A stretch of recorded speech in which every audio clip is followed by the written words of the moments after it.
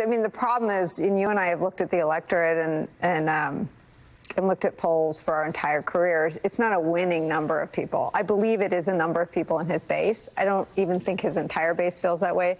But I mean, it's why unpopular foreign conflicts almost cost incumbents re-election every single time.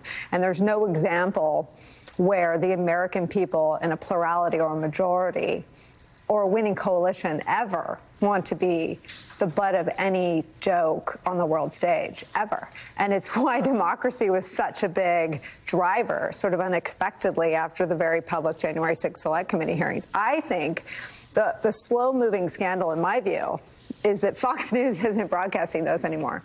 That was not aired in its entirety. I actually heard from someone who was watching Fox looking for it that it wasn't on, and they were wondering why. So I saw Von's package, we rolled the tape, and I wonder what you think is going on with Trump. Well, look, this is as good as Donald Trump gets. We need to keep that in mind. You know, if he was elected president, you'd look back at this and say, well, he's not as bad now as he was then.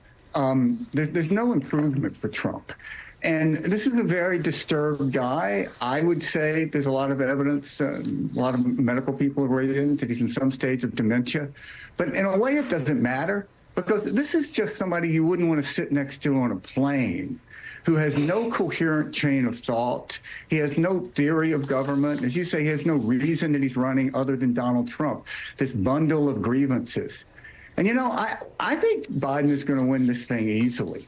I think come middle of October, people are going to look at this. And, you know, I've said this before. I think Trump is like a guy walking around with a paper bag full of water.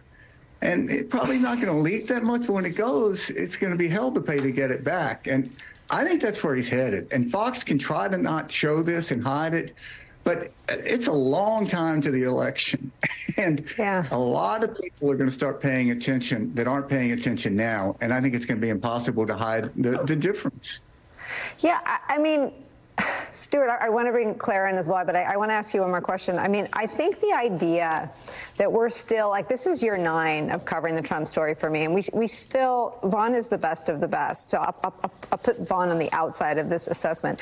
We still haven't figured it out, right? I mean, why are we cutting out, you know, shitty when like he swears, he's crass, he's vulgar, and I take the point that his base loves it. That's fine.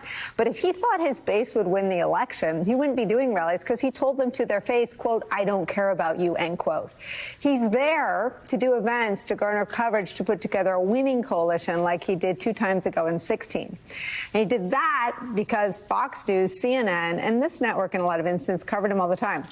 We learned our lesson, right? There were brutal rebukes from our own viewers and from other watchdogs. But Fox not covering Trump's first speech after being convicted is a big story. Why are we still sort of missing a beat in the Trump story? Yeah, look, Fox is basically an arm of the Trump campaign, arm of the Republican Party, which is the Trump campaign. You know, I find it difficult to believe that Fox has any credibility after the Dominion lawsuit, when you were exposed that they all knew that Trump was lying and they still supported him. But, you know, I mean, if I was polling in this race, I would ask a screening question that, do you believe that Joe Biden is a legally elected president? And if you said no to that, I would just throw you out of a poll. Why? Right. What polling that person? What are you going to say? Okay, I know you think that he stole the White House, but what about that Infrastructure Act, baby?